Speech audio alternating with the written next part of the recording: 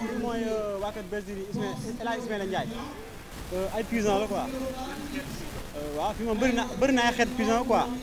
La banlieue actu, la télé des surprises et du suspense. waaw parce que am na ay romain am na ay mondain waaw am na ay xeetu granadino waaw ay xeetu Espagne waaw yee ay texan la quoi waaw yu weex yee mooy ay frisé mooy am na aussi ay gërgëro waaw.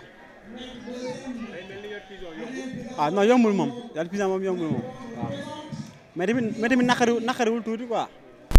waaw nit moom boo dugg si dara moo xam du yomb noo def mu métti commencement bi.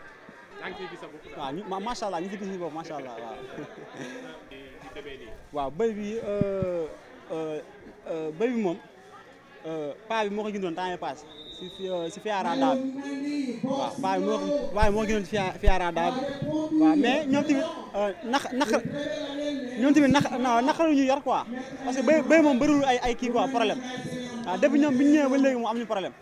waaw ñoo leen di toppatoo normal ñu ngi lekk ñu ngi naan waaw macha allah aussi waaw mën na nekk de waaw adresse moom Kër Massar la waaw case des tout petits waaw bitik Karo si kaw tali bi waaw numéro bi 76 la 420 03 19.